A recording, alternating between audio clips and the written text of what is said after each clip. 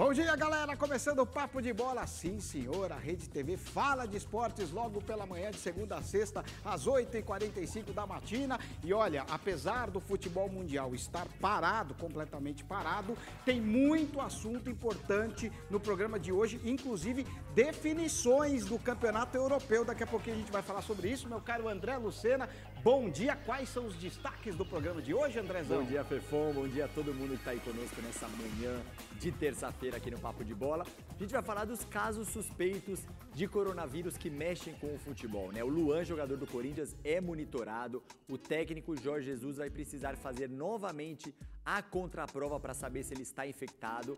Lá na UEFA, ela fez uma videoconferência com clubes e confederações que pode definir o futuro do futebol europeu, que está praticamente parado por causa desta pandemia. Vamos mostrar também a vitória do Guarani, que deixa o Corinthians praticamente eliminado do Campeonato Paulista, e o Vasco demitiu o técnico Abel Braga e traçou o perfil do novo treinador. É, gente, também vamos daqui a pouquinho conversar com o Renato Senise, direto da Europa, ao vivo. Afinal, neste momento, uma reunião importante na UEFA pode definir o futuro do futebol europeu. Quem quiser participar com a gente faz o quê, André? Importantíssima a participação de todo mundo. Vocês usem a hashtag Papo de Bola lá no Twitter e mande também mensagem para o nosso número de WhatsApp aqui, 011 98 369 0556. Manda a sua cidade, o seu estado, o seu time do coração e vem fazer o Papo de Bola com a gente. E vamos agora começar com uma notícia, um diagnóstico que deixou a nação rubro-negra bem preocupada. O primeiro exame do treinador do Flamengo, Jorge Jesus, deu positivo para coronavírus. O míster até deixou um recado para os torcedores. Dá uma olhada. Olá, boa tarde no Brasil, boa noite em Portugal. É verdade que o meu teste deu positivo. Também é verdade que eu sinto-me normal. Hoje sinto exatamente como sentia há um mês, há um ano, há 2 anos atrás, 3, 4.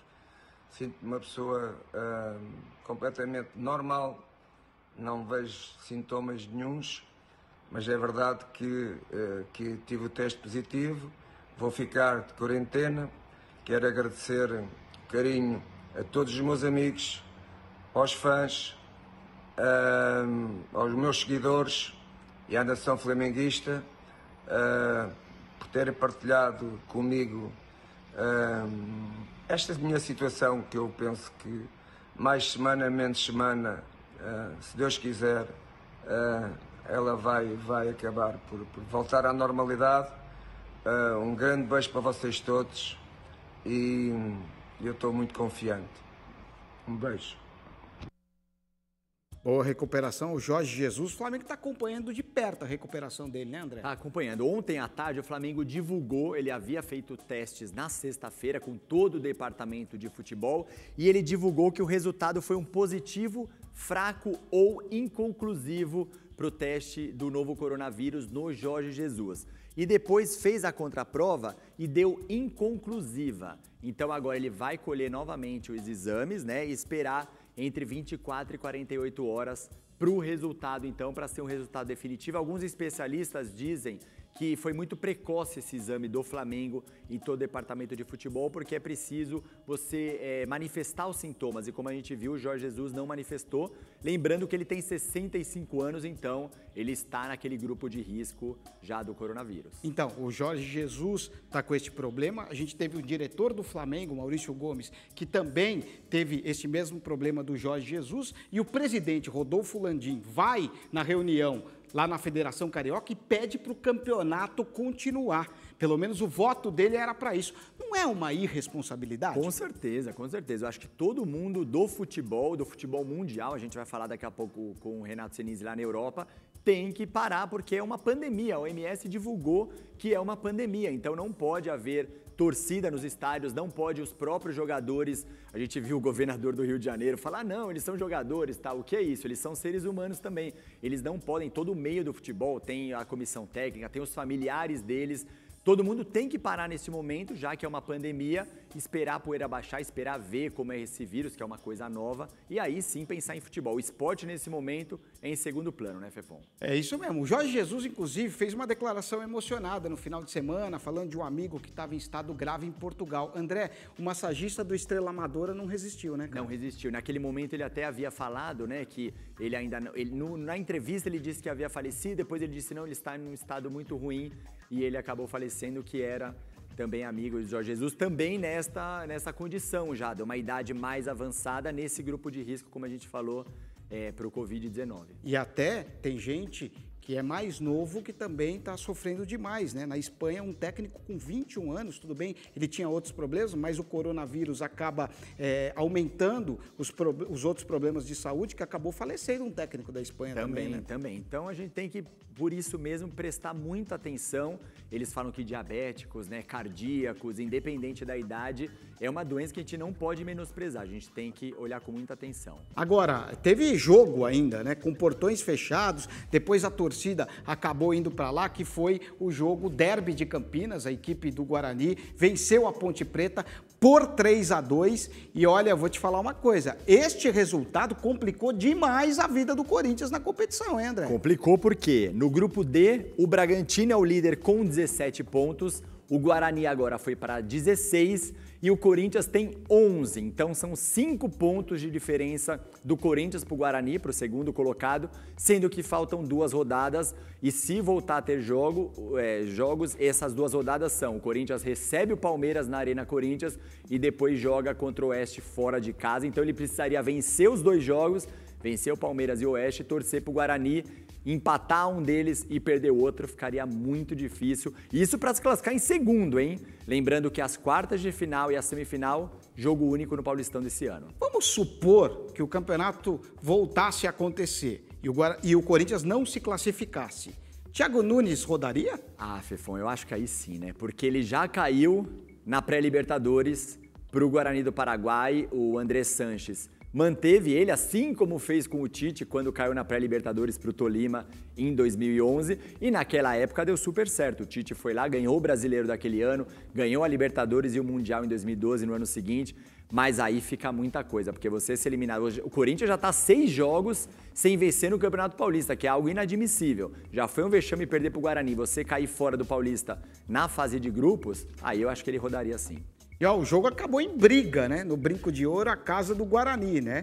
Os nervos ficaram à flor da pele nos grandes clássicos, principalmente no derby. Olha só a confusão, ó. Imagens lamentáveis que a gente vê aí. O jogo foi a portões fechados, aí o torcedor ficou do lado de fora, o torcedor brigou com a polícia, helicóptero passando, porque a parte em volta do estádio foi isolada, mas mesmo assim os torcedores estavam lá, se amontoaram, brigaram com os policiais, cenas completamente lamentáveis, André. E a gente sempre espera isso, né? Lá no Derby de Campinas, principalmente, que é um dos maiores clássicos aí do futebol brasileiro, acho que dá pra dizer, a gente sempre sabe que sempre acontece briga e o poder público é isso, mesmo tendo polícia ali em volta, o estádio era portões fechados, sempre acontece esse tipo de coisa.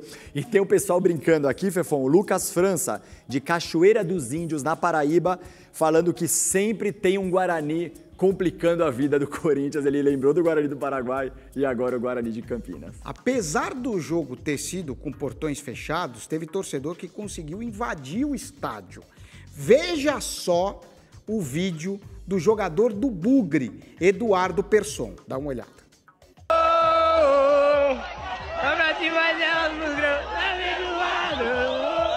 Que mané coronavírus? Tá de sacanagem, p***. Ô, moleque! Torcedor do Guarani fez a mesma coisa que os torcedores do PSG, e aí os jogadores também acabaram tendo esse contato com os torcedores. Mas isso vai contra as recomendações, né, André? Totalmente. Os do Paris Saint-Germain ficaram ainda só fora do estádio, não entraram depois no estádio como aconteceu agora, mas o que adianta você proibir a torcida dentro do estádio e ficar ali amontoado? No do Paris Saint-Germain tinha 3.000 pessoas. tinha muita gente ali, não pode, qualquer evento que tenha mais de 500 pessoas já havia sido negado há muito tempo, então não adianta nada, né? E ali ainda os jogadores tiveram contato próximo, sendo que esse foi o último jogo antes da paralisação total. E o jogador não pode falar o que falou, né, André? Não pode. E se algum familiar dele estivesse infectado, né? Ele tem que pensar na sociedade, né, Fefon? Porque é o seguinte, é o que você falou, ele pode contrair o vírus e passar para a família. Ele é jogador de futebol, ele é jovem, ele pode superar isso. Mas se ele passa para o pai dele, que é mais velho, para a mãe, que é mais velha, para os avós, pode ser que aconteça uma tragédia. O jogador, ele precisa pensar nisso, pensar no bem-estar dele. Não adianta ele ficar junto com o torcedor e achar que isso é o máximo. Tá errado isso aí. Com certeza. Filhos também, né? De repente ele passa para o filho vai lá, fica um fim de semana com o avô. Muito complicado. É isso aí. Agora vamos falar do Corinthians. A repórter Carol Nequirito está ao vivo para conversar com a gente. Corinthians está com as atividades paradas. É isso mesmo que está acontecendo, Carol Nequirito? Bom dia! Oi, Fefon, bom dia. É isso mesmo aí, depois que a Federação Paulista anunciou a paralisação do campeonato do Paulistão, os clubes dispensaram os jogadores, né? Jogadores em casa agora, CTs fechados. É o caso aqui do CT Joaquim Grava, que o Edilson Godoy vai mostrar para vocês agora. Tudo bem tranquilo por aqui, só alguns colegas da imprensa fazendo algumas entradas ao vivo, aqui igual a gente, na porta do CT. E, Fefon, o negócio é o seguinte, os jogadores devem aparecer por aqui, tá? No CT hoje, para pegarem orientações médicas aqui com o pessoal, com a equipe médica do Corinthians e recolherem os pertences pessoais deles que ficam aqui no CT. Então a informação que a gente tem é essa, jogadores do Corinthians devem aparecer, mas só para isso, pegar os pertences deles e aí trocar uma ideia com a equipe médica. É isso aí, vamos falar agora da prisão do Ronaldinho Gaúcho no Paraguai. O depoimento de uma testemunha-chave do caso revela que os passaportes adulterados do Ronaldinho e do irmão dele, o Assis, custaram $6 mil cada um. A conta teria sido paga pela empresária Dália Lopes, que levou o brasileiro para eventos no país e continua foragida. Hoje o Ministério Público vai fazer perícia dos telefones do Ronaldinho. Eles querem saber qual é o envolvimento deles com a empresária. Agora, André, continua difícil a situação do Ronaldinho lá, hein? Muito difícil. Hoje nós estamos o quê? No dia 17. Eles desembarcaram em Assunção no dia 4 de março e estão presos desde o dia 6. Então, para quem achava, não, ele é famoso, tal, vai ser liberado logo, não, né? A gente tem que analisar, esperar a apuração dos fatos. Ela que fez o pagamento, mas como ela recebeu esse dinheiro? O Assis tem algum envolvimento nisso? O Ronaldinho também? Então essa perícia vai ser muito importante nos celulares deles que foram pegos hoje para a perícia. E aí a gente esperar. Acho que é muito precoce também a gente falar alguma coisa. Vamos esperar a justiça determinar o que aconteceu. Os advogados tentaram 3 vezes que ele cumprisse prisão domiciliar. Não conseguiram, né? E o Ronaldinho provavelmente vai passar o aniversário dele na cadeia, cara. Pois é, já passou a festa do único filho de 15 anos, né? Aconteceu a festa, o filho fez aniversário no dia 26 de fevereiro, o Ronaldinho ainda não estava mais à festa, já aconteceu quando ele estava preso. Imagina você longe da festa do seu único filho e agora ele também pode passar o aniversário na cadeia. Muito complicada a situação dele. E segundo informações de lá, o Ronaldinho pode estar envolvido junto com o Assis em lavagem de dinheiro. Claro que isso ainda não foi completamente concretizado, né? Essas